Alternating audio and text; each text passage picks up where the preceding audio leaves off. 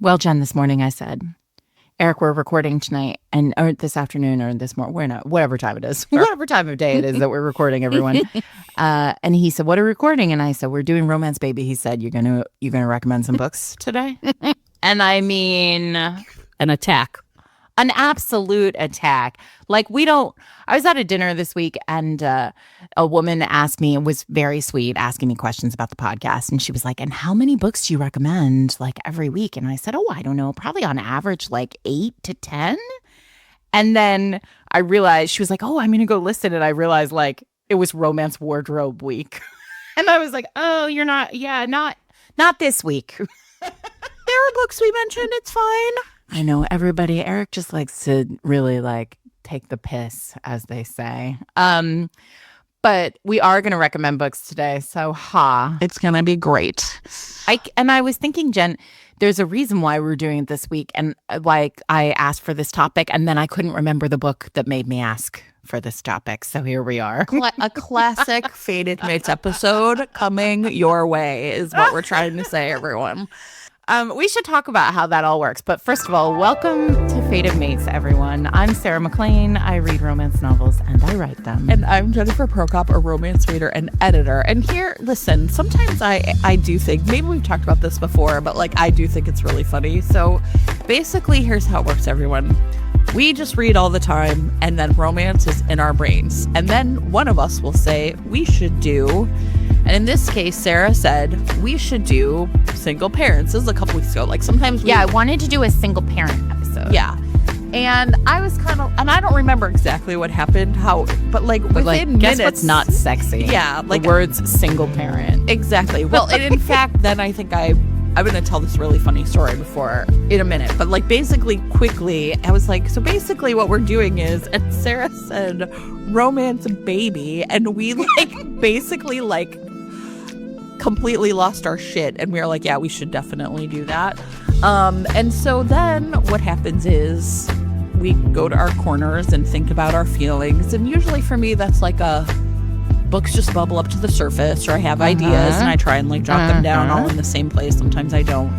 You'd think I'd use my phone for that, but what is the joy in that when you could instead have several pieces of paper all over your house and or workplace with little notes on them? I mean, I'm glad to know that you are also sort of disorganized in this way, because I don't know how we do this. And then, here we are, right? But here's a really funny story about Romance Baby. And I guess I want to say the other thing. I started going down a deep, depressing road about Romance Baby. And then I was like, no, Romance Baby is only for fun topics. So everybody just know that. I know there are depressing Romance Baby things, but you can listen to our other episodes where we talk about bodily autonomy if you would like to hear that. This is not a Secret Baby episode. No. Well, I think that's what you said. We've never done Secret Baby, and then we did Romance Baby, and we laughed ourselves silly. But when I first started reviewing for Kirkus, this was before the pandemic, and so I would get books in the mail. It was here's the next book you're gonna do. And one of the very first books I was assigned, so it's sitting on my kitchen counter, and it's the cover, I can't tell you the title, but the cover is just a man and a baby. And my husband picked it up and he was like, what's this? And I was like, well, I'm a big bad Kirkus reviewer now, and that is the book I am reading. And he's like, well, I thought you were reviewing romance. And I was like, well, yeah, that's a romance. What do you think that is? This man dead ass looked me in the eye and said, babies aren't romantic. I mean, he's not wrong. And I was like, this is in fact true, but Romance Baby is romantic. Romance Baby is always romantic. And so we're going to talk about some of the rules of Romance Baby, too. Yes, there are Romance Baby rules. And here's the other really funny part about this. At one point, maybe yesterday, I was like, well, Sarah, maybe what we really want to do is call this episode Romance Parenting. And Sarah... But that's also not sexy. Recoiled so hard that she left a Sarah-shaped imprint in her back wall. Absolutely. I just a visceral devastating reaction to Romance Parenting. Absolutely also fucking not. Jennifer. Also because everybody, I'm not sure any romance hero or heroine would win like a parenting award. No, from the book. Because the best thing about Romance Baby is they're not even there. Romance Baby is a plot point only, basically. Yeah. So yeah, I was like, well, I mean, and also like in romance parenting, you always have enough money for groceries. College is no big deal. Like totally, you have enough money for that. Like exactly. Right? Nobody worries about anything related to Romance Baby. No. And if the baby gets sick, it's only an external conflict to serve the because the doctor is the person you're in love with or whatever. Right. Exactly. So yeah. So we're gonna just be silly today. Can we begin? Yeah. I would like to, point of order, I'd like to begin with a Romance Baby from 1986 who really installed a... Let's go. Okay. I'm ready. So, okay, everybody, as you all should know by now, when I say a Romance Baby from 1986, I am not necessarily recommending we all go out and read this book. No. In fact, I would say that I did reread this book about 10 years ago, and it was a real ride for me. And it doesn't, although, now I'm like, oh, with all these women who like stalkers, it might actually work for them. Anyway, your mileage may vary, but I want to talk about the absolute fucking great Sandra Brown. Oh, yeah. Let's do it. Who wrote under the name Erin St. She wrote, or Sinclair, Erin Sinclair. She wrote, it was a silhouette. You remember those silhouettes? Oh, yeah. Listen, do I remember? It was an intimate moment. Those were my favorite, everybody. And you guys, the structure, for those of you who are not so like plugged into the category romance lines of the 1980s. These were the ones where like the book was actually white. Yes. But then there was like a strip like of little water. It was like a curvy little strip. And inside the strip was a watercolor painting. What a time. Like two people who just love each other beyond measure. Okay, so this book is called Above and Beyond. It was published in March of 1986. And I was 8 years old, so I did not read this when it came out, but it for sure was under my sister's bed when I was like 10. Sure. And it is one of the early ones. It is actually in partnership with a different Erin Sinclair book called Honor Bound that one is a whole separate kind of ride, and that is a Secret Baby book. But this book, Above and Beyond, the premise is there is... Okay, first of all, I just feel like I should paint the picture of the cover, which involves a man with an eye patch. Okay? Contemporary romance, 1986.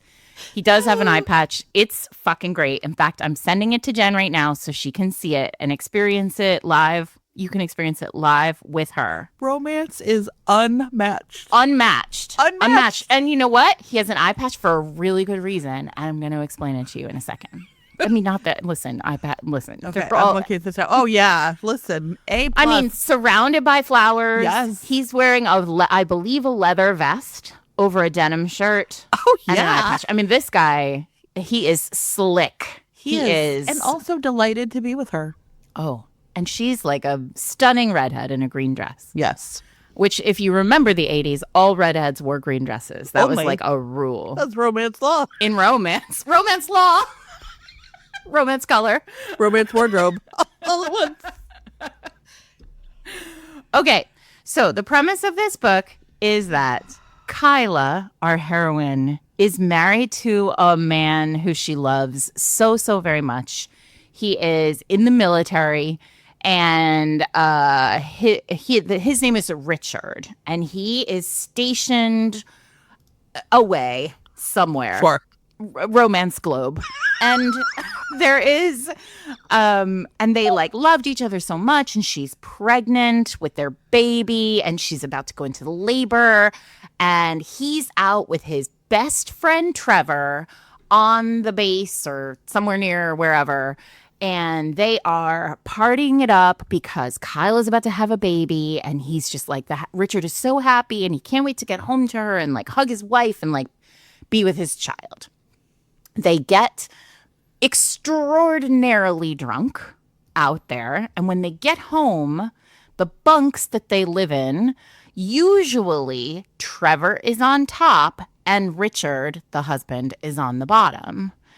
But what they actually end up doing is they reverse because Richard can't get Trevor up into the upper bunk. Tragedy strikes and there's a collapse. And because of the way there's a bomb and because of the way everything happens, Richard on the top bunk dies. But like when it collapses, Trevor is like saved. Of course. And he's saved with battle scars. Like he has I think he might have a limp. I can't remember. He definitely loses an eye, hence the eye patch. And he's alone. He doesn't have family. He doesn't have friends. Like his best friend has died. And he recovers in like, a German hospital with only Kyla's love letters to Richard to keep him warm. Listen, I love everything about this, and I've definitely read this book. He falls in love with her. Now, back at the ranch in America, Kyla has had a daughter. And like tragically, like Richard dies and she goes, I think actually Richard's death like sends her into like early labor. And of course. She has like in trauma and she has this baby. And romance labor. I mean.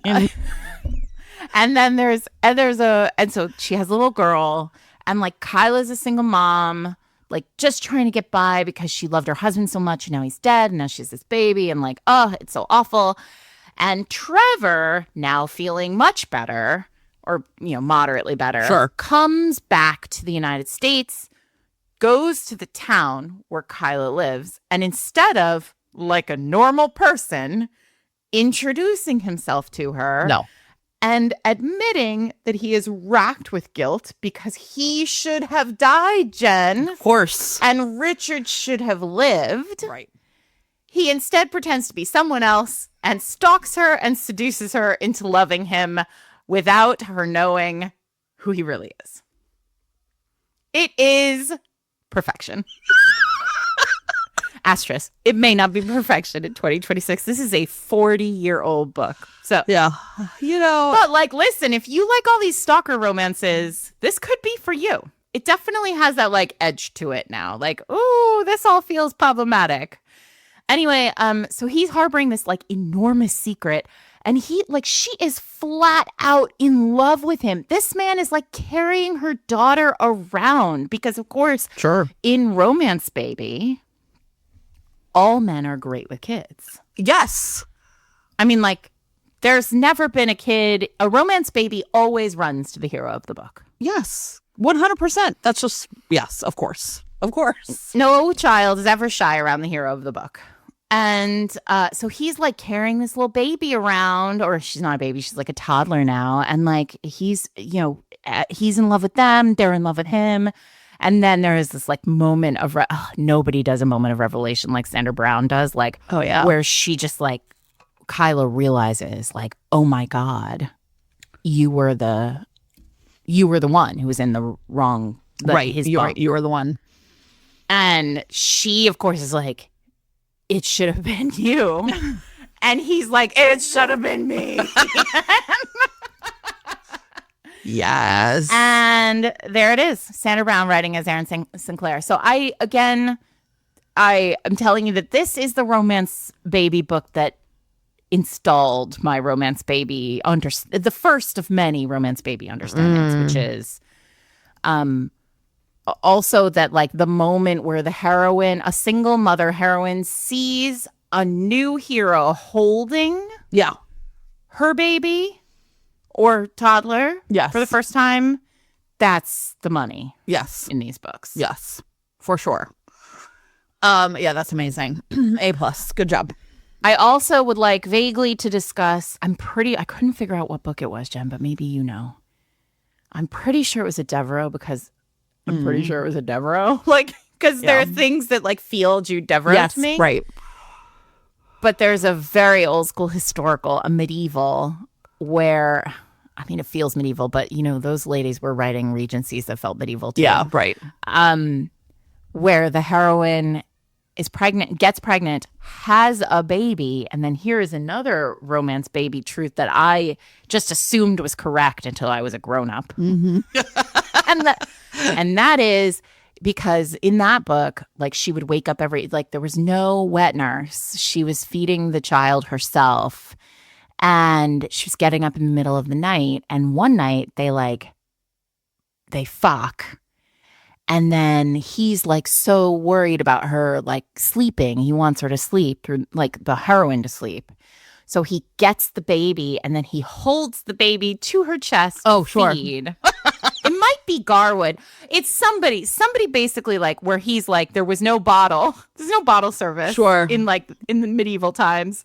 And so he like arranges the baby and her while they're sleeping so that the baby doesn't wake her up. Because Jen, as you know, romance babies, they don't impact your sleep schedule. No, of course not.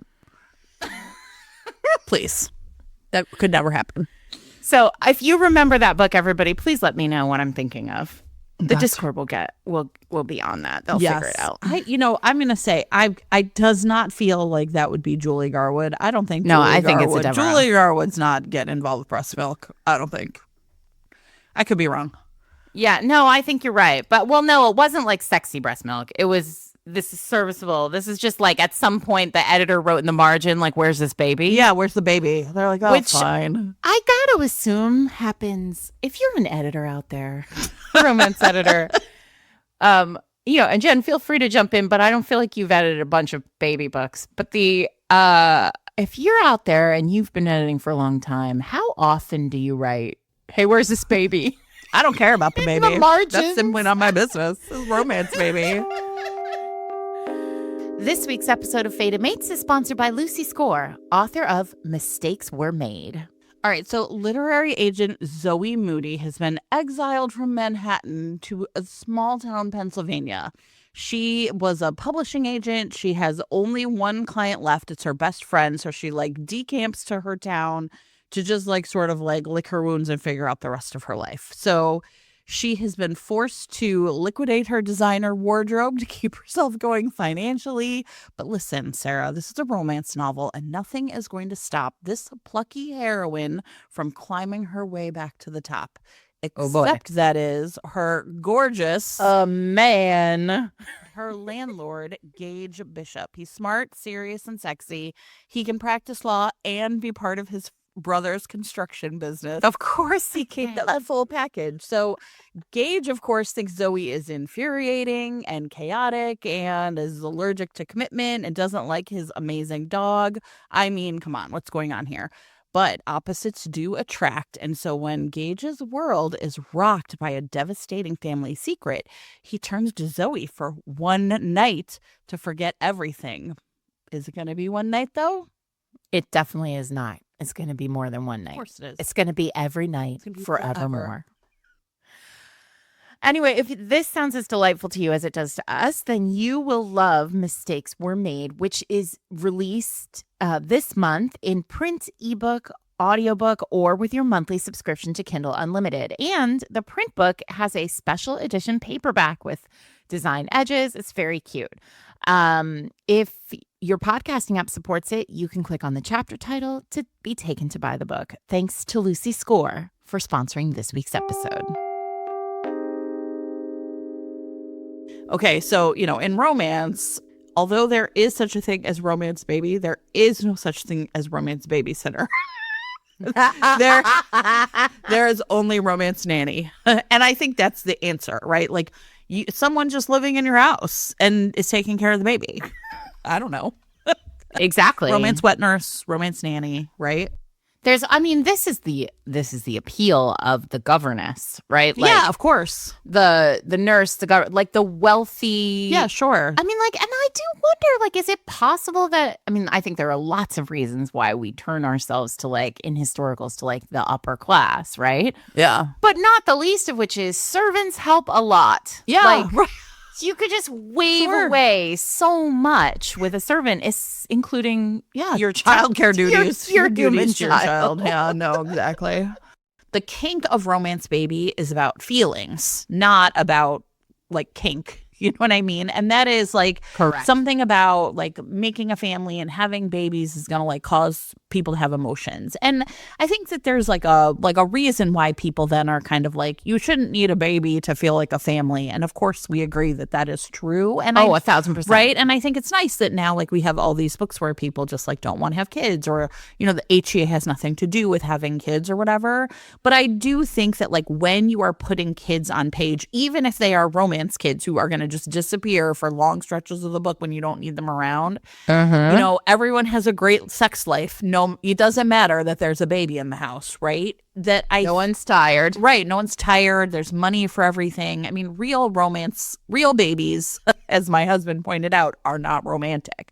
But I think like it is kind of a way to like be about feelings. And I think the feelings about it are about like vulnerability, right? Like this, like you as a parent or a child, someone taking care of a child, it's a huge responsibility. And so then I think like the good things about Romance Baby are just like what, like people really like having to face that, like, right, like your life is now out of control in some sort of meaningful way. So the one I want to talk about actually is like, of course, you know, a romance law is like if you have a one night stand and you're definitely going to get knocked up. Right. And so a book I want to talk about is called Pregnancy, Wrestling, and Dating by Kiana Glide. And what I really liked about this book, so it starts off with Elle, who is a Black woman who I think she like writes comics. She's sort of like running, you know, kind of like in a rough time or whatever. And she goes to a local like bar and it's like video games and is like just like having a great time. And she meets this guy named Logan, who is a wrestler. And this book is really like propulsive. Like the chapters are really short. They're like flipping back and forth in between, you know, Logan and Elle's point of view. And what happens is like they hit it off at this bar. They have a one night stand. It's mostly off page. Like it's not like it doesn't start with a big sexy scene. And then we get like we fast forward like 2 months and like Elle essentially figures out she's pregnant. And she goes back to the bar because Logan, I think, is like maybe an owner or partial owner. He and his friends own it, something. And is like, I'm pregnant. Now, she had snuck out of the house, right? Like, so they were at his place. They have sex all night long.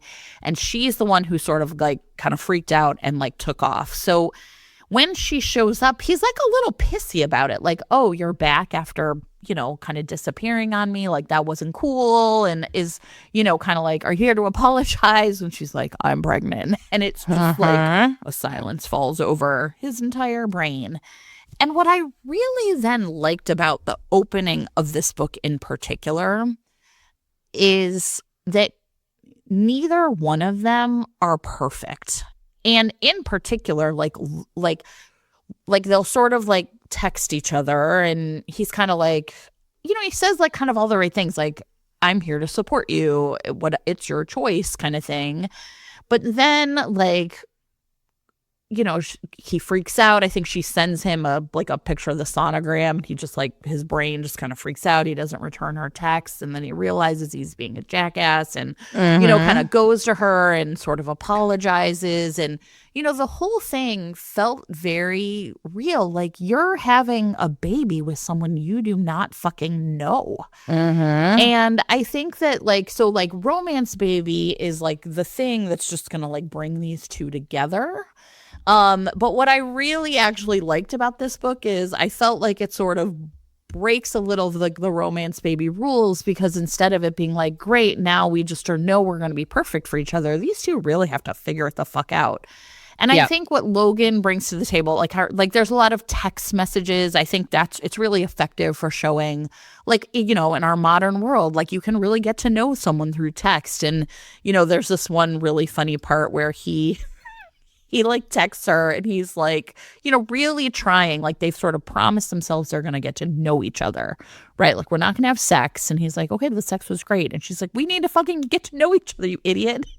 She does not say that, but you can tell that's what she's thinking. Yeah. And, you know, he has brought her like sort of as a conciliatory gift, like she's been really struggling with morning sickness. So he like brings her like anti-nausea bands and ginger chews and all these things. Like he reads what to expect and like just really is trying to do the right thing. And it's really funny because he texts her and he's sort of like, how's Blobby? And she's like, who is Blobby? And he's like, the baby, of course. And she's like, our baby?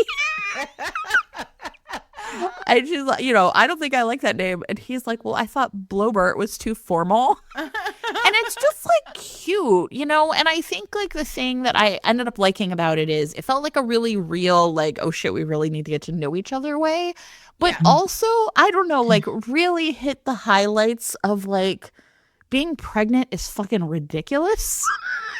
Yeah. And they're like your brain like literally isn't even yours. And like sometimes someone who can like joke around and dispel some of that tension and right, like they're gonna figure it out together. So anyway, I just really thought that this book, I mean, it leans into the romance baby tropes, right? Like sort of like, okay, we're gonna do this thing and we don't know each other, but it also really doesn't skip the fact that like now they have to really get to know each other if they truly are gonna, in the beginning, of course, we're just going to co-parent, but at the end, it's going to be, no, we're going to be a family. So anyway, it's actually a really fun book and just like charming. And like I said, like I am not a person, I hated being pregnant.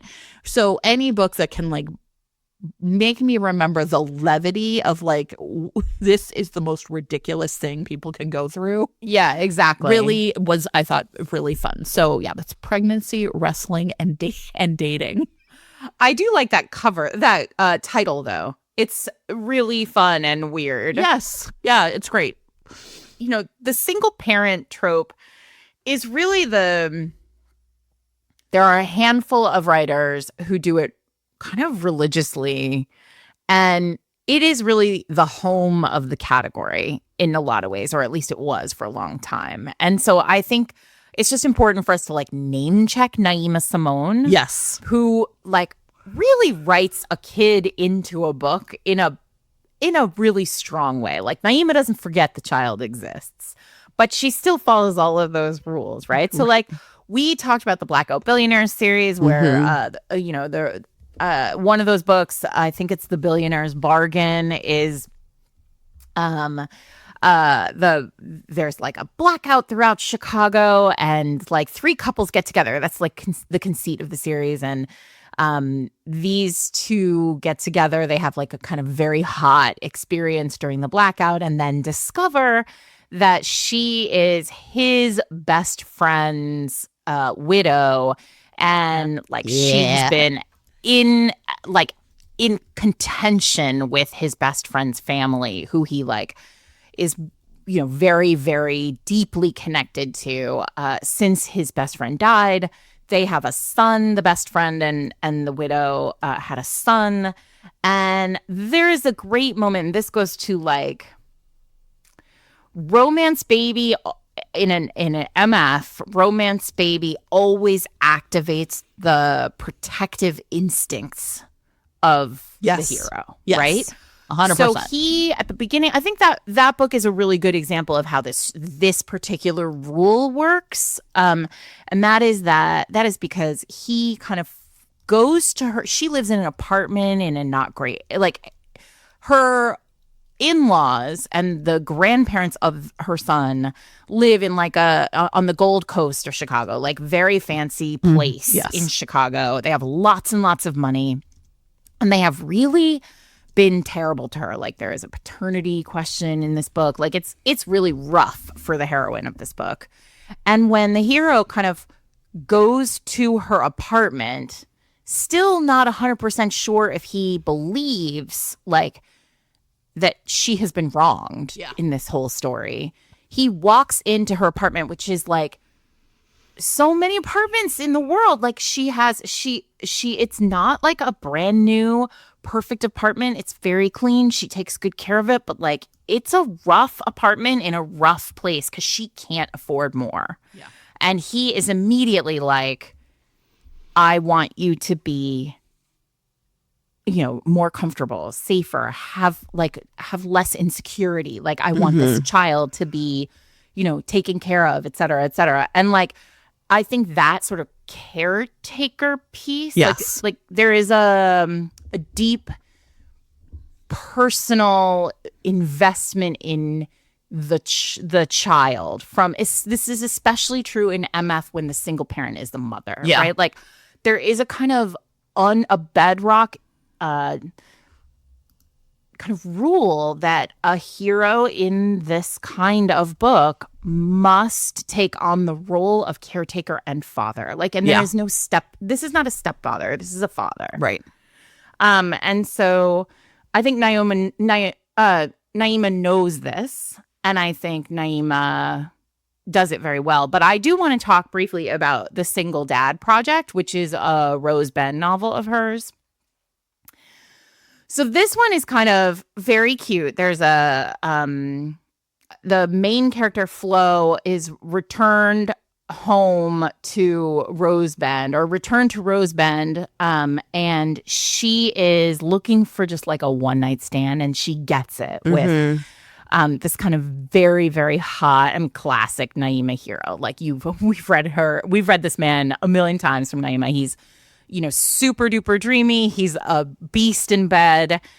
He is an architect who is there in Rose Bend, which is like Naima's small town, to work on a TV show, like a This Old House kind of like remodel show. And he is divorced. He has a daughter, Justine, and in classic like romance, he's also like a hero who doesn't love Jen. I mean, doesn't believe in love. A+. That's all I want, really. So Flo and Adam have a one-night stand that is like blazing hot. And then she turns up at the renovation project because that's her work, and discovers that he's like the contractor running the renovation project. And what's interesting is Justine is, again, on page in this book. Like she is a child who is around. Yeah. And this brings me to the next rule of Romance Baby, which is all children in romance are wise beyond their years. Oh, yeah. Yes. Like wise well beyond their years. I mean, honestly, I will also say, like, as a teacher, some of you, I'm just like going to throw this out there, clearly have never met a child the age you are describing. And you know what? That's fine. I understand this Romance Baby. But I also think so. Okay. So but I'm like, your 3-year-old actually cannot make complete sentences like no, that. Like, no. But good talk. I enjoyed it. Yeah. Yeah. I mean, they're all very articulate. And they all can like clock like a parental feeling at a distance. Yes. Right? Yes. And often my favorites, and I will say, so I have written one too, where I have written one book that has a child in it that is like relevant to the text. I think it's only one with a child in it, to be honest. And it's a single parent. And that's Never Judge a Lady by Her Cover. And that child, who is like 12 or 13, is like integral to getting the two of them together because she knows what's up. Well, this is like, keep going. But like my one I'm going to talk about next is like all romance children are matchmakers. Oh, all romance children are matchmakers for sure. So Justine is actually a little bit of a matchmaker, right? So she immediately is obsessed with Flo because of course she is, right? She declares they've already had this one night, anonymous. They don't know, of course. It's Naima. She knows the job. The one night stand, they didn't know who they were, right? Now they discover they have to work together on this project. And Justine, who is little, she's like, I don't know, 5 or 6, is like, I love Flo. Flo is my best friend. Yeah. And then like, she's just sort of like tooling around, and she is like she's like the mirror by which each of the characters can see each other more clearly. Like, yes. And that is the role. I mean, like, all romance children are soothsayers in a lot of ways, Yes. right? Like, they just get it. Yes. And,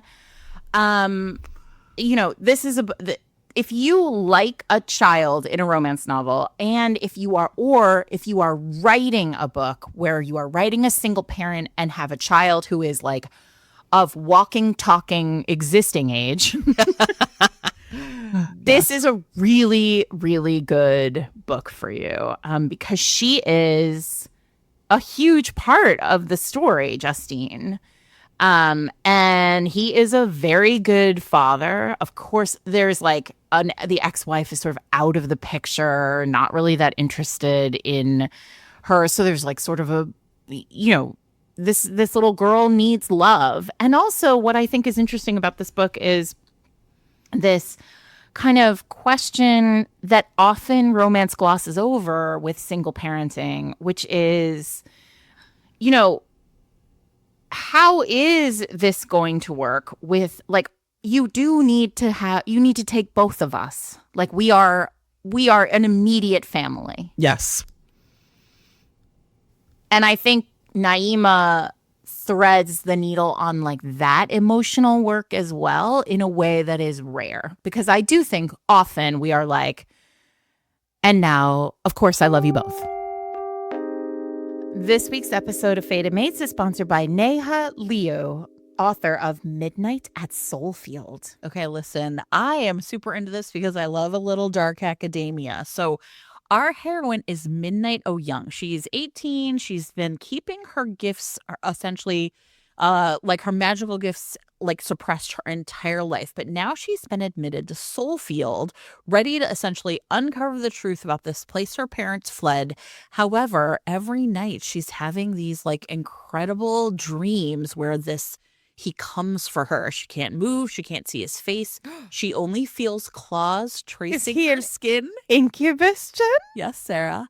And she hears this voice in her skull saying, "We are bound by the cords of fate." So who is this demon haunting her dreams? Now, she's also got a bit of like a love triangle going on with some hotties at school. Alistair, the protective heir, whose unwavering presence pierces her walls, and Jack, a volatile outsider who mirrors and understands her most shameful secrets, and the possessive demon. So let's not lose track of him. We would never. So Midnight is fighting for her body, mind, and soul, but realizes the enemy might be closer than she could have imagined. So people around her start getting attacked. All eyes turn to Midnight, but in order to survive, she's going to have to do the one thing her parents forbade, and that is stop running from her demons and start embracing them. Well, you all know who I have selected already as the hero of this book, and you can, do your own work here. But if you think you would love this spicy, dark academia incubus romantasy, then Midnight at Soulfield is available right now in print, ebook, or with your monthly subscription to Kindle Unlimited. If your podcasting app supports it, you can click on the chapter title right now to be taken to buy the book. Thanks to Neha Liu for sponsoring this week's episode. So an example of like a book where like the man really has to fucking deal with that is Dream a Little Dream by Susan Elizabeth Phillips.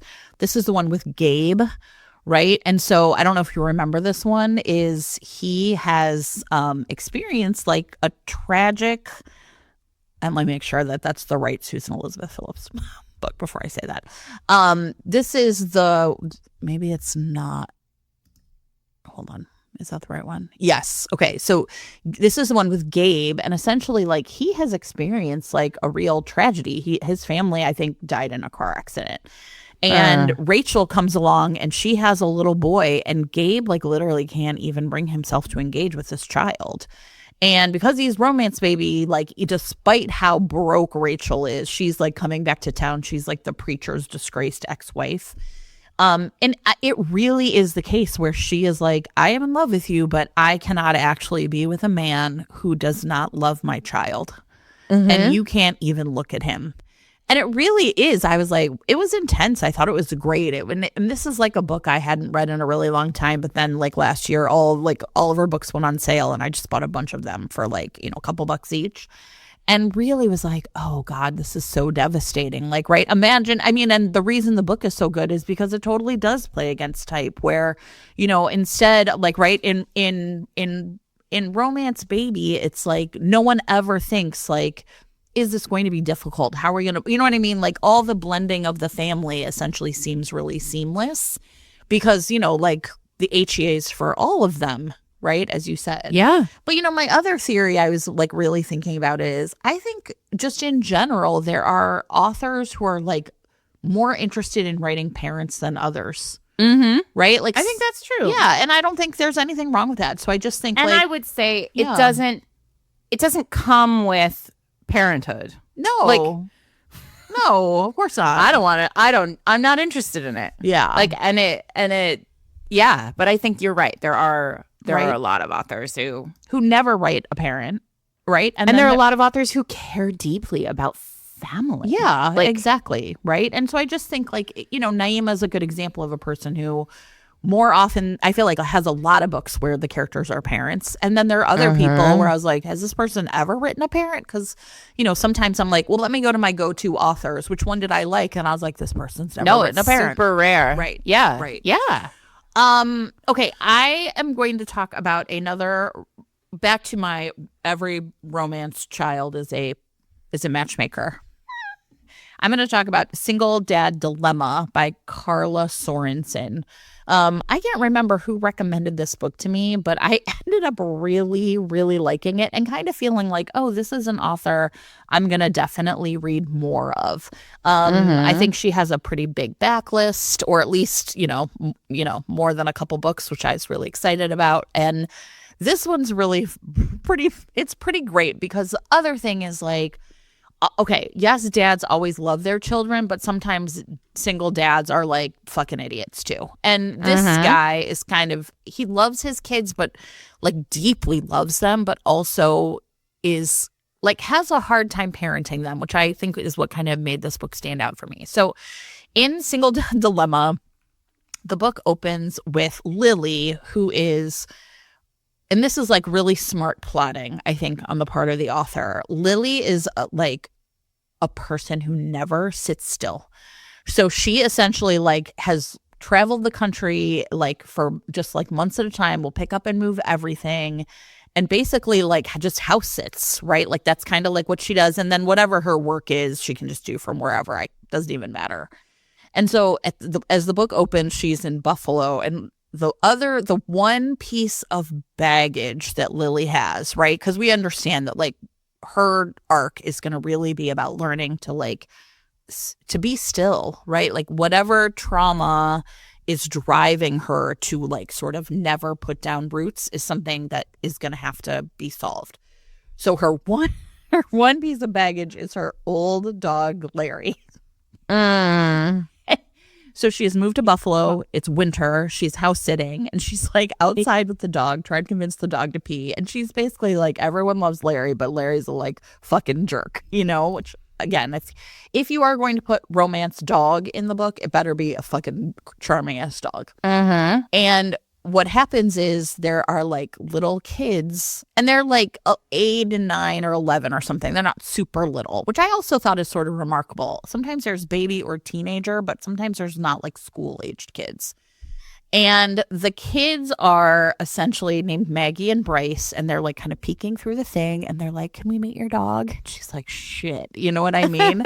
And she's kind of like, "Don't you have a babysitter?" And they're like, "Oh, well, the housekeeper is supposed to watch us, but she won't." And like Lily is sort of like judging this, like, "Wait, what the fuck is going on? You have enough money for this housekeeper?" And the kids are really cute.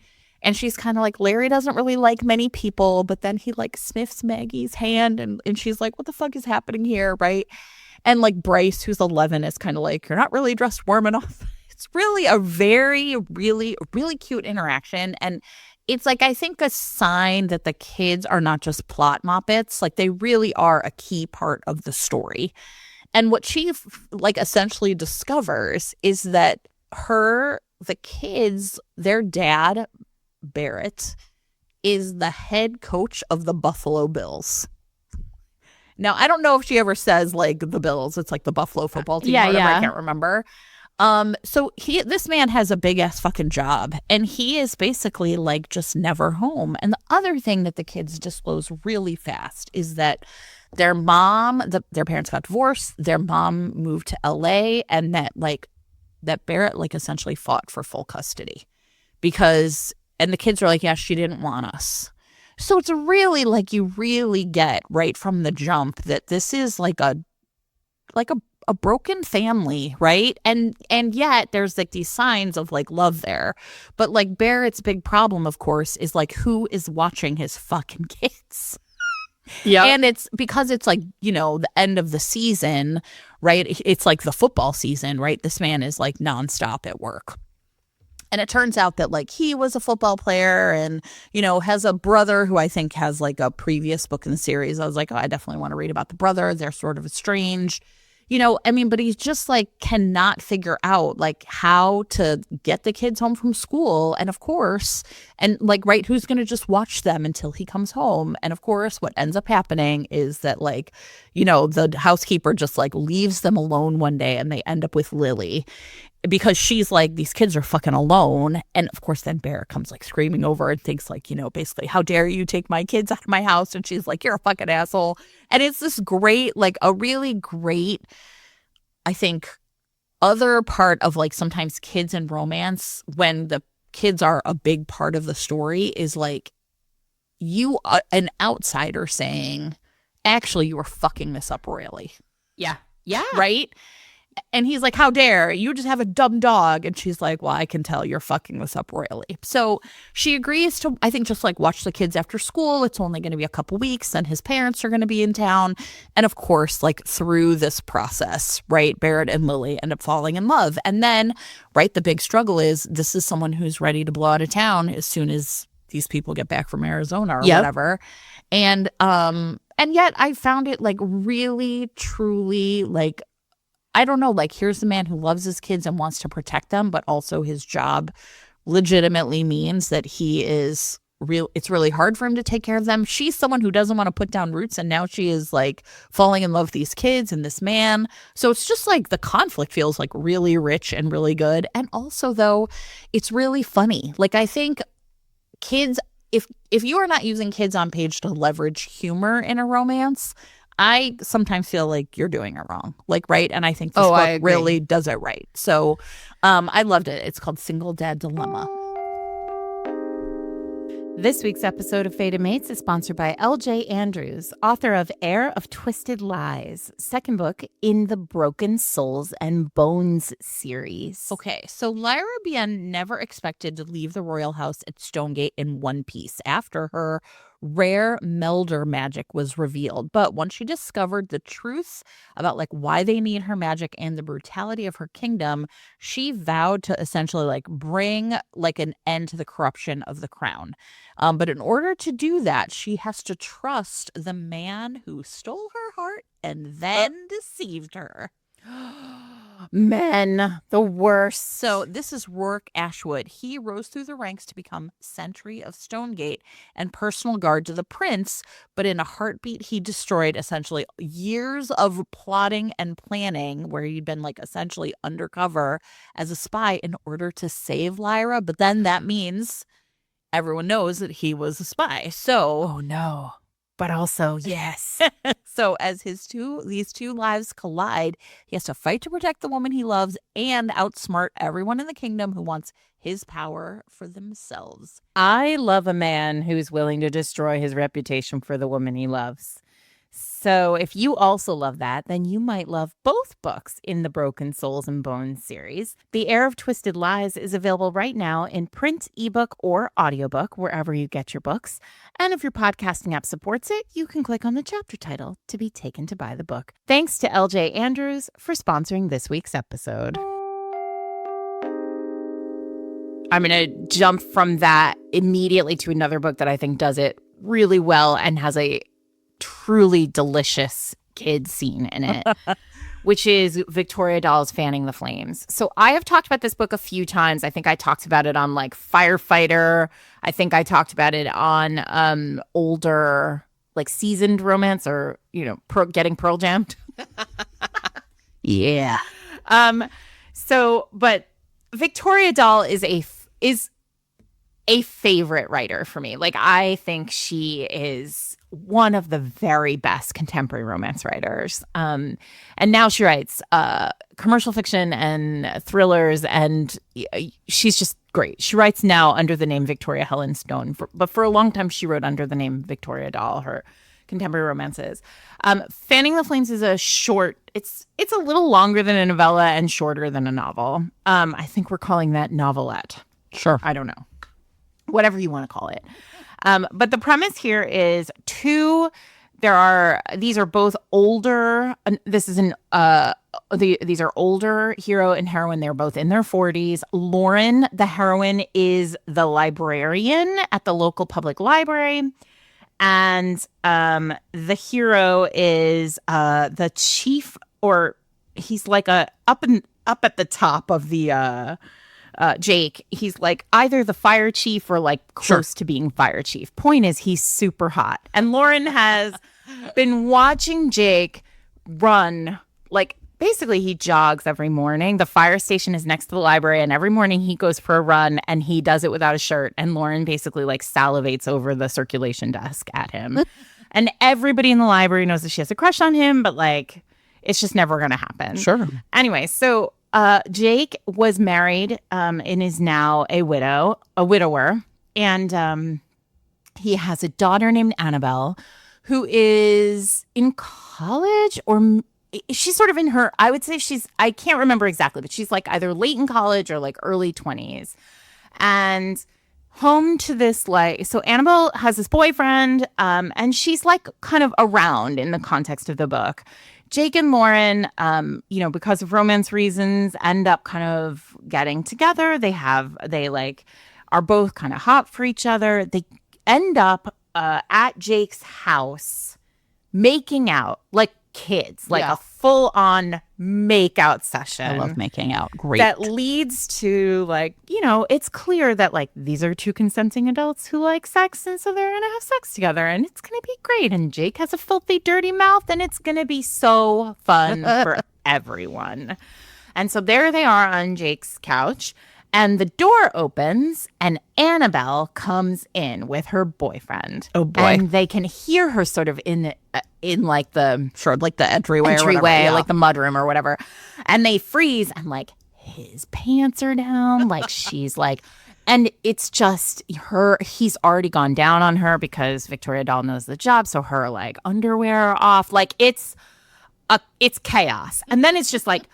Everybody, so the two of them freeze because they can hear, his daughter in the mudroom and her boyfriend in the mudroom. Terrible. And so they're like scrambling to put their clothes back on.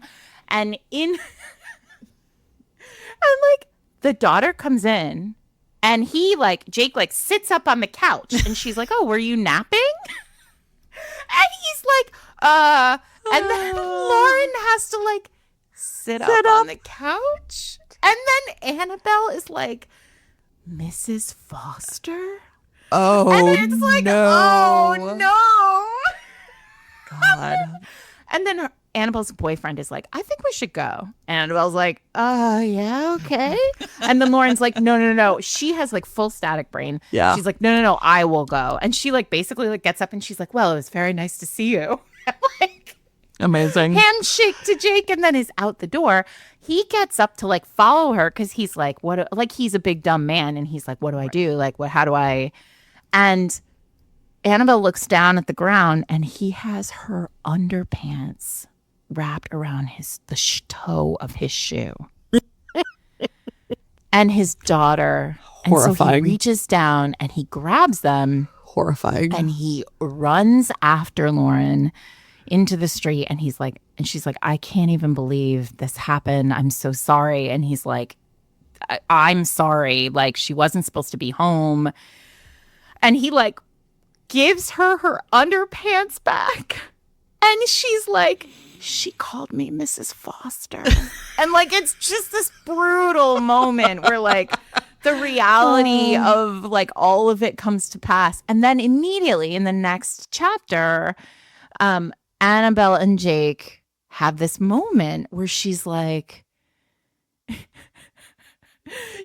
they start to have a conversation, and she's like, "Are you dating? Like, what's going on?" And he's like, "Well, yeah, I mean, it was sort of, that was our first." And she was like, "You move fast." And he was like, "Oh," it's so embarrassing. And then Annabelle is like, there's this very funny moment where she's like, "So I mean, like, this is crazy, Dad. Like, you should date her. She's really nice. And he's like, I don't know how it's nothing yet. Like, I don't know how I feel about her. And she's like, yeah, but like, we start dating people in the hopes that we'll fall in love, don't we? Like, there's sort of this like wonderful sageness about her. And then she says, unless you were just hooking up, do you know what that means? Amazing. And I mean, it's just this great moment where like she's old enough that she like understands the way the world works, but also he's like looking for permission from someone in his life to like move on. She's like, you loved Mom, but like Mom's not here anymore. Like, you deserve happiness. And getting permission from your child for that feels like even more powerful than getting it from anyone else. Yeah, absolutely. Anyway, that's Fanning the Flames, you guys. You're going to love that one. It's delicious. I really love that. You know what that reminds me of? And I'm just going to say this briefly, like we've talked about this book a lot, but the Tiffany Rice Thanksgiving book, which is called, I believe, Her Naughty Holiday. Is he has like a teenage daughter who essentially works for the heroine. And then, like, basically the daughter, like, sets them up, because she, like, is going to see her mom. And then she's like, oh, Dad, I forgot my wallet at work or something. You're going to have to go to work and pick it up. And, like, essentially, like, they understand, like, oh, this, my teenage matchmaker is, definitely, that's how it works.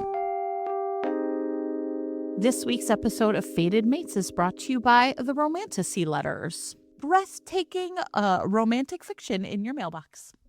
This is so cool. The more I talk about it, the more we get these in our own mailbox, the more excited I am by them. So the concept is a full romantasy novel, a story of a mortal king and a fae star weaver bound by a blood treaty, full of, duty and danger and a slow burning passion that can unite worlds or destroy them. There's like a marriage of convenience and a lot of sort of scandalous, exciting things going on. But the story is told through letters that are mailed to you every 2 weeks in your mailbox.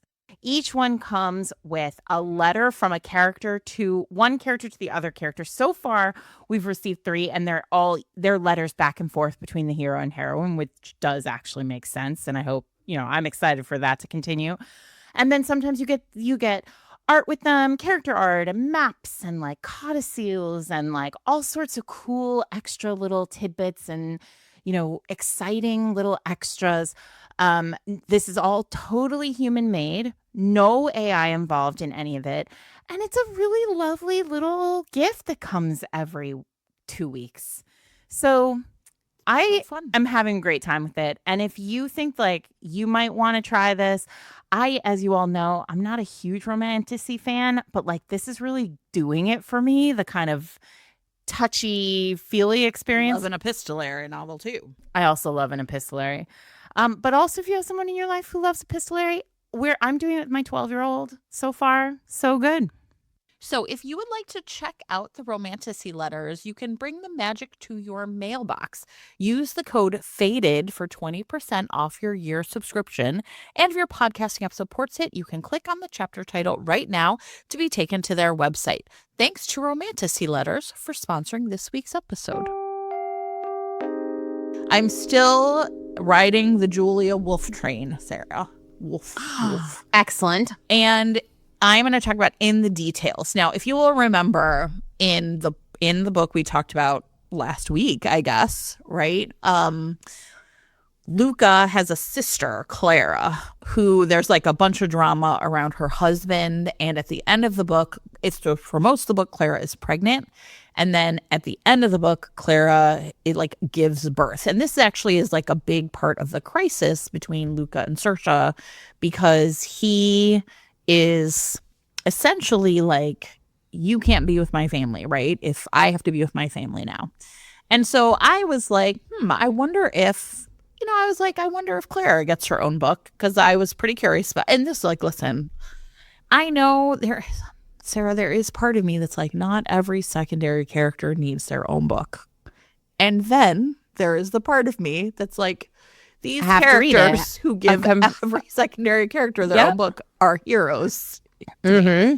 Now, here's the part that's really interesting. And I would say, like, this to me, like, the romance baby of it all is just like, this was the one I think I was like really most interested, that made me say, like, maybe we should do romance parenting. And you were like, no.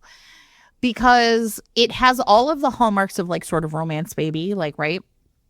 But then there's like this really interesting twist. And I am going to spoil this book, but also the spoiler is in like the subtitle. So when I looked at this book, it's called In the Details. And then it says a dual single parent romance. And I was like, okay, that's actually kind of interesting to me, because now we're really having to blend families. And what happens is Clara is, has a big job at the Rossi motorcycle company, and she also loves riding her motorcycle. And the book starts with her out on essentially like a long road trip by herself, just like she's ridden for a couple hours, she's going to ride back. But she stops at this like bar, and she picks up this really hot guy, and he there's like a little bit of a thing where I was like, wait, why does he know her name is Cece? I don't know if it's like something he sees, but he calls her Cece. She's like, his name's Jake. They have this like really intense one night, like not even like one night stand. Like they go to a hotel and they just have sex for a couple hours or whatever. Mm-hmm. And, and then she's like, I'm never going to see this guy again. They don't exchange any information. But of course, that's not how romance works, right? And so she then is out. So Nellie, her daughter, who was just born in Luca's book, is now 3. And again, a dazzling 3-year-old. Vocabulary like you cannot believe, right? And she's, of course, 3-year-olds are really fucking cute. This is like a really cute age. And now it's really interesting because Nellie is, there's a daycare in the office building where Rossi Motors is located. And what happens is so she's like, Claire has picked up Nellie, like they're going home. And all of a sudden Nellie's like, I like the flashing lights, mommy. And there is a cop behind them who has pulled her over because both of her taillights are out. Mm-hmm. And he's like, you can't drive like that. But luckily you pulled over. Listen, luckily, romance roads, you've pulled over into you've pulled over into a parking lot where there's like a, auto zone or whatever. And so you can go over there and buy lights. And, Nellie's like, drive us over there with the lights. And he's like, sure thing, little lady. Because, okay. Yeah. And this is not the hero, everybody. Don't worry. And she goes in and she like buys the lights, and like, Nellie is like super charming. And she says to this kid, I don't actually know how to do anything with these. And the kid's like, don't worry, this is like not just like an auto zone where you buy parts, there's also a garage. So I'll go over to the garage and get somebody to do it for you. Well, that somebody is Jake. Mm-hmm. Now, you might think, oh, this is going to be an interesting, class romance because she's like a rich lady and he's a mechanic. No, that is not how romance works either, I'm sorry to say. And he, in fact, just like works one day a week at the garage just because he needs to get his hands dirty or whatever. Because why, Jen? Sure. Because he needs to keep his hands dirty. Like, right? Because he's a billionaire. He's a man of the people. Correct. And what it is, and actually it was like there's a lot of really interesting stuff about families here. I continue to really like these Julia Wolf books. So he and his half brother, right? They share a mom. No, they share a dad, but have different moms. Essentially own this chain of like auto parts stores. And the way that he is and so anyway, he comes out and he's like, were you stalking me? And she's like, what the fuck? How do you think I was going to do this? I'm with my kid. What's wrong with you? And then he like replaces it, and Nellie's super cute, and he like lets her help, and somehow she can manage a screwdriver. Fine. It's fine. That's how 3-year-olds definitely not. You definitely want to give a 3-year-old a screwdriver. And then they end up like going to the same like burger place and like kind of running into each other again. And like Clara is just like, and here's the part that's great. They're in the car. She's like, Nellie is asleep. Like she's put her in the car seat. And he's like, okay, give me your number. And she's like, I don't want to date. He's like, me neither. I want to fuck. And you and I both live here now and we had great sex. So like, why? Like, let's just have this be a thing. And like, she actually looks like she's going to go for it. And then he says something stupid. So she's like, fuck off. She peels away in her car. Okay. And you're like, wait, now what's going to happen? Well, he is going to, and his brother are going to go to Rossi Motors and make a big pitch. And now they're going to see each other again. And now she's like, oh, he's not a mechanic. I'm not a snob. He's not a mechanic. He's a billionaire. Fine. Now, here's the part that's really interesting. I am reading this book and I am like, I have been told that this is a dual single parent romance. And yet it is a third of the way through the book before you get like kind of the details about this. And I actually really was like, okay, this is cool. Is he has a 13-year-old. He's 30. He has a 13-year-old. He was a teenage dad. And he, you know, and this is, I don't know, I don't think they ever married. He and the mom are like co-parenting. They're very young to have like a teenager. And it's just like a really interesting book because although, and like, right, there's an age gap. Like Clara is 37 and he's 30, but her daughter is so much younger and his is older. And all of a sudden you're really getting this look at like, how are these people who are so different and have such different, like they're at different stages of their life. It's inverted in some ways. It's really interesting. And also I thought it was also just like kind of a really interesting look at, I don't know, like the way we carry parenting around with us through our daily life. Yeah. Right. And Yeah. I kind of found myself thinking like, okay, he doesn't like, right, Sage is his daughter, doesn't live with him full time. It's like, but I was just really, really fascinated by the idea of like making, I don't know, like he was 17 when this child was born, right? Like, or just about to be 18, and really kind of like thinking like, wow, how would that impact your life? And I just don't think that sometimes we don't get that, right? Like romance parenting is often like, I was, you know, perfectly prepared for this or whatever, but we don't really think like, what would that look like all these years later? So anyway, I really loved it. It's great. And just really, I thought like, I don't know, Romance Baby is like preternaturally charming and romance kids are going to be your matchmakers and get you to and put you together, but also just really like the responsibility and the way we just like carry that responsibility through us. I thought this book did a really good job at exploring. So that's In the Details by Julia Wolf. Let me think. You said something about responsibility, like discovering responsibility related to parenting, like that is a piece of the puzzle with so many of these books. And I want to talk about Lauren Rowe, who I've talked about before because I think she writes really sexy, like really, really sexy romance. And I want to talk about Finding Home, which is a rock star romance and also a single dad romance. But the conceit is really interesting. So the premise is it's like there's a rock star, he's the drummer. The main character, Caleb, is the drummer of a rock band. And he has a 2-year-old daughter kind of in the wind. He had a child. He has not been in this child's life. The mother dies tragically when the daughter is 2. And he is basically summoned home to this small town where he has to step up and become a dad.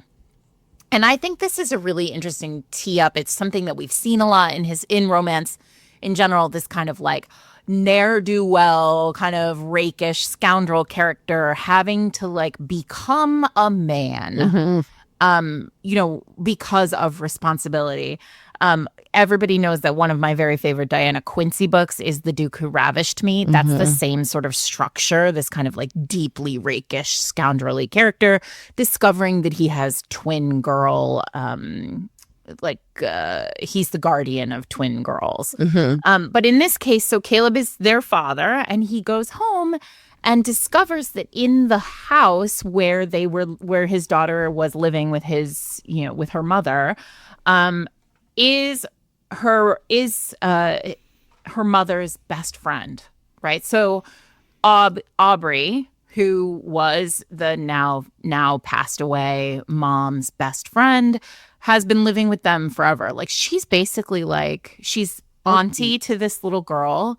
She's the central figure in this little girl's life. She's the pillar of stability in this little girl's life. And she basically is and he realizes kind of right away that he needs Aubrey to stay. So he hires her as a live-in nanny. But what's really interesting about this book is Lauren Rowe also, if you've read anything else by her, she really sits in complex emotion in her books. And Aubrey is obviously like extraordinarily concerned about this like drummer from a rock band who has never been around turning up to like take this little girl, like to become a father to this little girl who he's never like had a relationship with. He has had struggles with addiction in the past. He is having to like deal with sobriety. He's having to prove his sobriety. Custody is on the table here because he's never been around. And so like this is an extremely complicated situation that Lauren Rowe sort of thrusts us into, and where a lot of authors would have just sort of said like, okay, he's home and he's a rock star and he's going to just fall in love with this woman and they're going to live happily ever after. That is not a Lauren Rowe plot. Like Lauren is going to make you really like sit in the complexity of all of these like strange feelings, these complex moments, these difficult hurdles that have to be cleared in order for you to find happily ever after. Also, it's going to be extraordinarily sexy. So this is Finding Home by Lauren Rowe. And it's just interesting because she does something that I don't think I have seen before. Yeah, interesting. It is interesting. Okay, I want to talk about Alexis Daria. I do think she is a person who writes families and like or like parents, right? And especially kind of like single dads. And in 2 of the 3 Primas of Power books, we have like a single dad. Now, this is like in the 3rd book, which is Along Came Amor, like it's actually like more like romance matchmaker. Like his daughter is a teenager and like almost like kind of doesn't need him anymore, and he's really, I don't know, like sort of it's like a poignant thing for him. Like he is hyper aware of like his daughter, like I think she's even like applying for college, right? Like sort of like kind of like being at the end maybe of like a parenting journey, or like, right, like the big part of parenting. But it's You Had Me at Ola, which I really want to talk about, which this is a little bit of, I think, a spoiler for the book. But I had forgotten that was a single parent. Yeah, book. but because I think it's like really interesting the way that it plays out, which is Jasmine and Ashton are cast together to be like in a telenovela, like they're going to be the leads. And, you know, there's all of this like really intense chemistry between them. But the problem, I guess, is that like Jasmine can tell that somehow like she's missing something, right? Like there's like a really like finely tuned sense from her that there is, and I think, you know, like essentially that I think Ashton's like keeping a secret. And what it ends up being is that he has an 8-year-old son who lives in Puerto Rico with his parents. And that the reason that he keeps everything about this child incredibly secret is because there was a kidnapping threat, or I can't, you know, it's been a while since I've actually read this. I just was like thinking about this, like something that's essentially scared the shit out of him.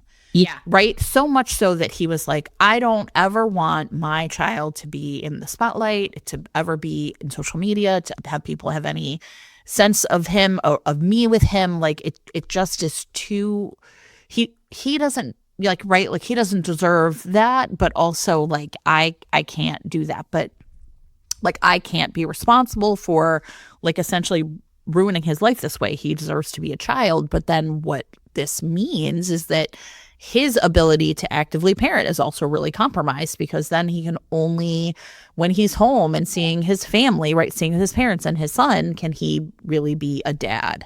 And so he's really like kind of almost like created like a really big wall between his professional life and his personal life, to a point that like is just really hard for him.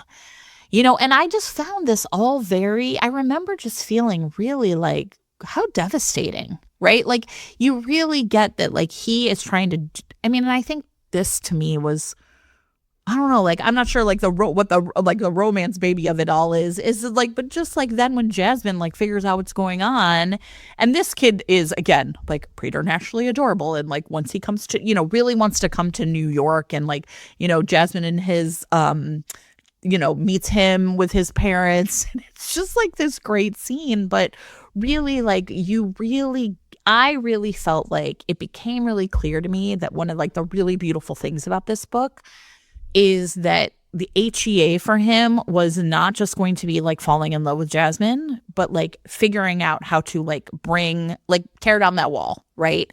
And bring the two parts of his life together. And then, of course, for Jasmine, it's kind of like, well, wait, I'm going to be a mom now. I'm going to be a stepmom. I didn't even realize this man had kids. And I am already in love with him. And I just thought it was like really a really amazing setup for like sort of, here is like it is not played, I don't know, like it's not played for like laughs or giggles. Like this is a really serious thing. But like metaphorically speaking, the idea of like, what does it really mean to fall in love with someone when they have a family and a background that you don't know, and you're going to have to like blend your lives together. Mm-hmm. And so it's just like, I felt like also it was great. I really love that book. And I just think in general, it was a really interesting, really fascinating sort of like, how terrifying it would be to be very famous and have children. Yeah. Right. And like the cost of that, right? Like you shouldn't have to like not be a parent because people are crazy. So I just really loved it. I thought it was great. And so it just does really interesting things, again, I think, with like families but like also, you know, fulfilling a lot of the like romance baby tenets. Yeah. I have two more that I want to talk about, and they are both slightly different. And one of them isn't really, I like, all right. Anyway, I just want to name check because I think it's so clever. The conceit of the whole series is so clever, and it's just like a tiny thing, and it's not even really romance baby, but I can't think of another trope that I would be able to sort of sing the praises of this with, and that is I want to talk just briefly about the conceit of Eloisa James's Essex Sisters series, which is, the premise is like, she always talks about it as like she was reading Little Women with her daughter, and like she came up with this idea to write historical romances about like the four sisters in Little Women. And the way that it's structured is in the very first book in the series, the Essex sisters have lost their parents and they are sent to the countryside, to the home of a duke who is now their guardian. They become his wards. And they are like largely of marriageable age. Like they become of marriageable age over the course of the series, right? So the first one is like 19 and the others are all younger. Except he's a drunk. Like listen, Eloisa takes a lot of big swings with this series. It is probably my favorite of her series. It's quite old. And she takes a ton of really big swings here that, you know, he's a duke. He is the hero of one of the books. That book is a guardian ward romance. And he is an alcoholic. Like so at the beginning of the series, when we meet him, he's like alcoholic duke who's single and rakish, not even really rakish. He's sort of like alone in the house. Like Beauty and the Beast. And he's been told these four girls are coming to live with him. So he fills the nursery with like toys and rocking horses. Amazing. And pinafores for these girls. And then they show up and they're all like teenagers, marriageable. Amazing. And it is so like, listen, it's not romance baby, but it is one of if I were to Yes. say, like, if you said to me, like, name the top 10, like, delightful moments in historicals, this Yes. might compete for one of them. This sort of revelation of this idiot man. Yeah, of course. That he has prepared for 4 children and he received 4, like, Sure. women who need to get married. Hilarious. So that one. And then I think it's worth also talking about Tal Bauer's You and Me here. People love Tal Bauer, and he's a hugely popular author on the Discord. And Yes. I know the Discord members are all like, talk about Tal Bauer. I know. So I thought that too. Yeah. I want to. And the reason why I maybe wouldn't is because this is a very serious, this sort of takes Romance Baby and this is not about Romance Baby. This is like a very serious single parent romance. Yeah. But You and Me is 2 single dads. And one of the single dads is sort of like the golden boy of the high school football, space. He's the father of like this like bright, beautiful high school football player. And everybody loves him. That's Yes, Landon. right. And then the other one, Luke, has lost his wife and he has a son who also plays football and is best friends with Landon's son. And this kid loves football, loves this world, and is really broken by the loss of his mother. Understandable. These are Right. teenagers. And Luke is does not parent him, right? This There's is a the lot thing. of tension, right? Yeah.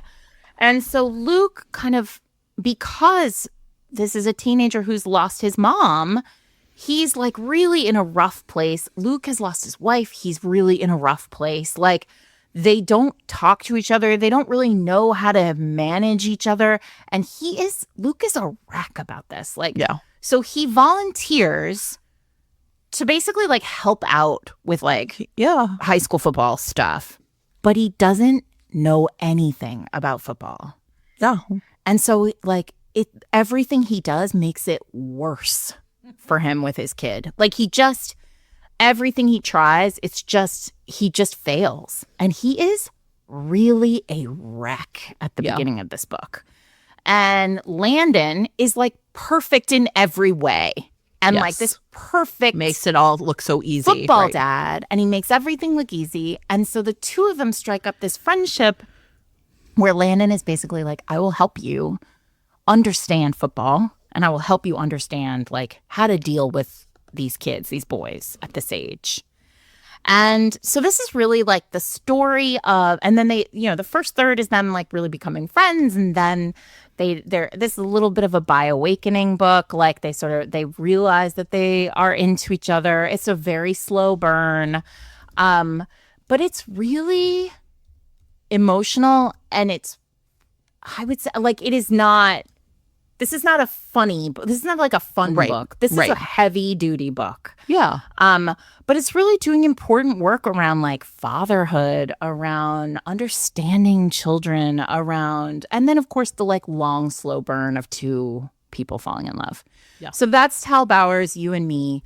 And now everybody on the Discord is happy. It's funny because that was sort of on a little mentally on my list too, as one that's like really interesting. Okay, I'm gonna talk about one more like kind of romance baby idea, and then also tell you some funny things I couldn't think of books for because they just exist unrelated to a certain text. So, okay, one really other funny like sort of romance thing I thought was like, okay, romance kids are never mad about moving. Yeah.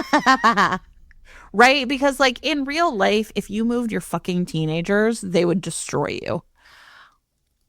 Right? Like, yeah, I mean, I'm trying to think. Maybe you're right, but also like I feel like, is that true? Romance kids are never mad. No, romance kids, I mean, like, right, like we move, I mean, maybe, but like, right, so one of the books I was thinking about. I can't think of anything. Right, is this book, Big Witch Energy by Molly Harper. And like, again, it's like literally an island in Lake Michigan. Sure. And the 2 main characters, it's actually, I think this is also really fun, is Caroline, who, because of a curse on her family, cannot leave the island.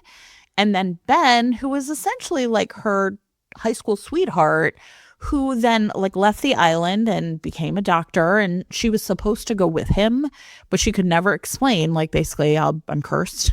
I'm cursed, so I can't. And he ends up going to medical school, getting married, and having kids.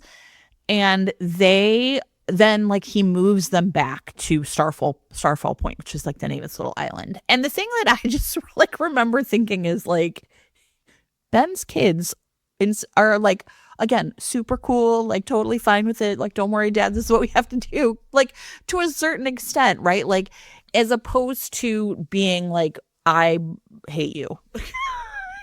Yeah. Right. And I think part of that, though, is, and like, part of it's funny because I also didn't reread this book. Maybe there's more than that than I remember.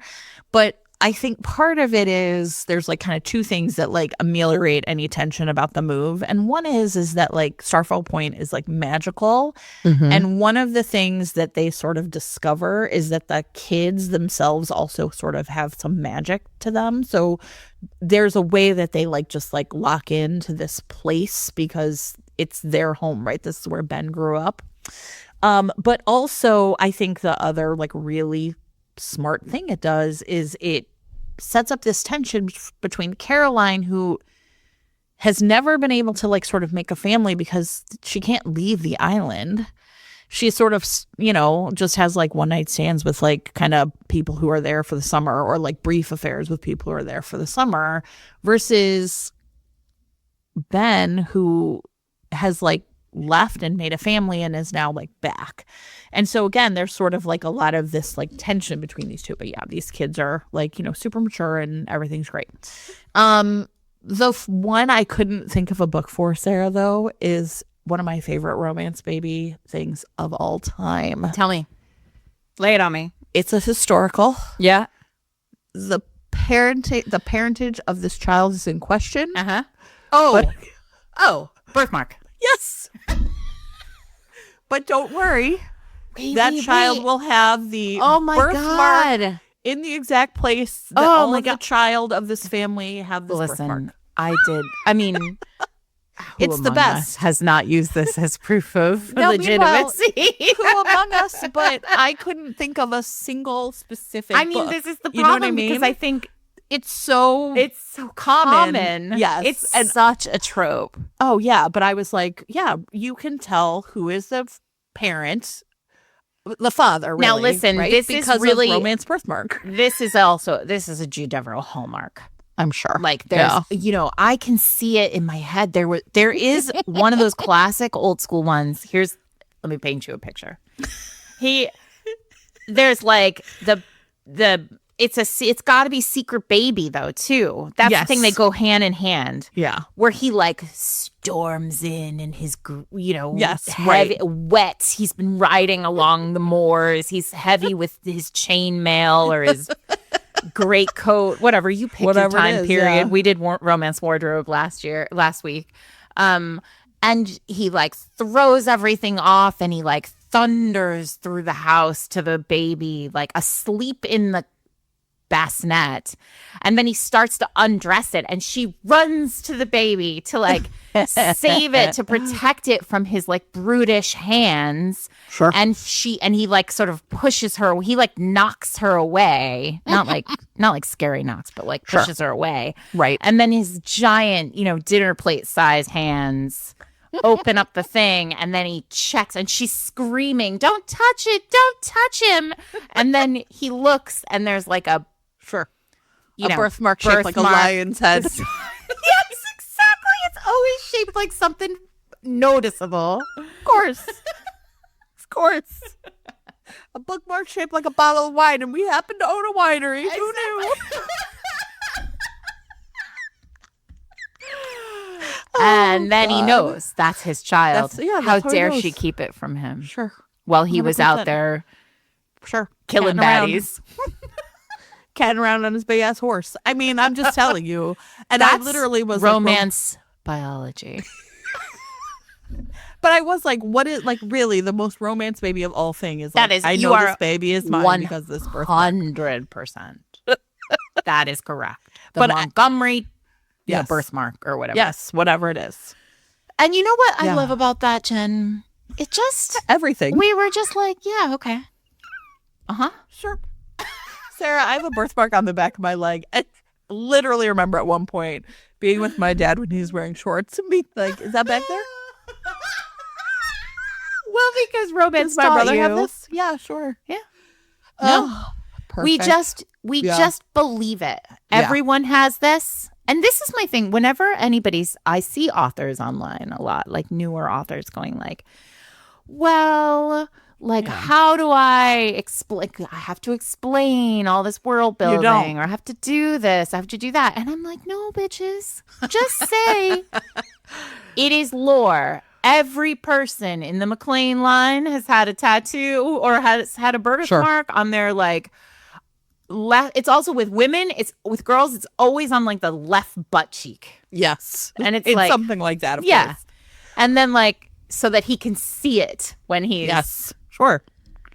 And like it amazing. just Perfect. Just tell us it has always been thus, and we will be like, yes, that is Obviously. science. Seems great.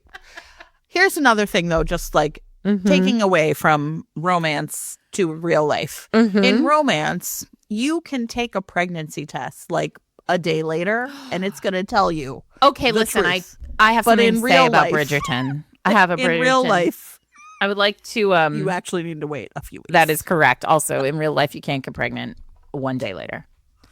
Not how any of that works. In Bridgerton season, whatever we're in, Yes. Sophie and Benedict, not spoiling anything because you're all romance readers, they fuck before marriage. And Sophie is like, starts to count her days in her calendar. Yeah. And it's like, and I actually really love the fact that like they were like, okay, she's going to count, she's tracking her cycle. And I mean, she doesn't say it, like we're sort of asked to divine it through like her having a little red X. I don't know where she got red ink, everybody, but it's fine. Don't worry about it. Having a little red, how does a maid have red ink? It doesn't matter. So it is the Bridgerton house. They have a lot of money. So she has a little red X on her calendar. And so she's like tracking her days. And the internet currently is going crazy because they fuck 8 days before she's supposed to get her period. Yeah. And she's tracking her days. And the internet is like, you can't, if they have sex 8 days before her period, like, and she has a 28-day cycle, that's way too late for her to. And I'm like, you guys, first of all, this is 1810. Like these are 1816. There's no way these ladies are aware of ovulation, right? Like these ladies don't even know what happens during sex. Were you paying attention to Bridgerton season 1 where like Daphne was like, I don't know, he's coming all over the floor, but I'm still not pregnant. Romance science wants it both ways. Oh. Anyway, but my other thing, so I just want to tell everybody to calm down. Yeah. But also I think I'm like, okay, this is pretty cool. Like I'm glad that Bridgerton is acknowledging that like pregnancy is a real concern. Yes. If you spent all night fucking Benedict Bridgerton in his childhood bedroom. Yeah. Well, you know, sure. That seems nice. In a echoey room in Bridgerton house. I just listen. I was gonna say I just work. I am actually enjoying. Here's what I would say, everybody. I'm on episode 7. No, episode 6, and I am actually really enjoying the Bridgerton, the Sophie Benedict story. Although I will say, I'm having a little bit of like, I'm realizing that again, we've talked about this before, but like the books are so old compared to like so much has shifted in the way that we think about things, that I am kind of like the premise of this is also not a spoiler because it's in all the trailers for this season, but like, he asks her, she's a maid, he's not, and he asks her to be his mistress. Yeah. And her response is a very sort of classic historical romance response, which is like, how dare you? How dare? Yeah. How dare you like suggest that I lower myself? Yeah. At least as a maid, I am respectable. And that feels weird in 2026. Yeah, well, it's like, I mean, the like sex work of it all just wasn't there in the text in Yeah. in 2000 when the book came out, No, but I mean, I think this is always like, romance money is that like no matter how much money this man has, you would never say like, yeah, please pay my fucking electric bill. You're a billionaire and I'm, can barely eat or whatever. Like, right? Like pride goeth before like that man's money. And, that's the patriarchy. Let him pay your fucking electric bill, everybody. But I will say, everybody, we did do a great episode on Mistresses and Courtesans with Adriana Herrera a couple seasons ago. And maybe we'll put links to that in the show notes if you are also looking for just like a different kind of take on mistressing. Well, and you know what? If you would like to hear about breeding kink, we have an episode for that. And New Year's Milk and Eve, we have an episode about that. But like Romance Baby is like, we're actually talking about kids as people. So anyway, we hope you had a nice time. Yeah, kids and parents as people. Yeah. So that's that. Look at us. We talked about books and everything, Eric. You're welcome. It is March, but April is coming, and on Friday, April 10th, I will be at the Rip Bodice in New York City with Kate Claiborne to celebrate the launch of her incredible new book, The Paris Match. I will have Fated Mates stickers. We'll talk about fun stuff, including her tremendous book, and the tickets are available right now with the purchase of a book from the Rip Bodice. So, am I incredibly jealous? The answer is yes. I know. Well, it's Friday night. You could fly out. You could rush to O'Hare and fly out to us. Yeah. Like a romance hero. A romance hero would not miss it, Jen. Well, they're all billionaires with their own private planes, and I got to go to work, but I love you all. Well, if you'd like to get us a little bit closer to Jen being a billionaire, you could join our Patreon. That's definitely how it works, everyone. Where every member of our Patreon gets access to an extra episode of the podcast every week, and the access to the private Fated Mates Discord, where people are hanging out every day talking about romance and books that they love. There is this great channel where every time we drop an episode, it explodes with people who have other book recommendations, who want to have a conversation with us about the episode, who want to have a conversation with each other about the episode. It's very, very fun over there. You can do that at patreon.com/fatedmates or fatedmates.net/Patreon, whichever you prefer. Also, speaking of fatedmates.net, that's where you can find all of the show notes that we talk about. You can find links to anything that we talk about, including an entire list of all the books that we mentioned today. And that includes even the ones that sort of are throwaway books that we sort of say, oh, and I love this one, but let's talk about this other one. Everything will be there, so you can click through and check everything out. You can also find us online at Fated Mates Pod on Threads and Instagram, and at Fated Mates on Blue Sky. And yeah, that's the whole of it. And we're here every Wednesday, wherever you get your podcasts. Thanks so much for listening. And I don't know, go have a conversation with a kid in your life. They're cool.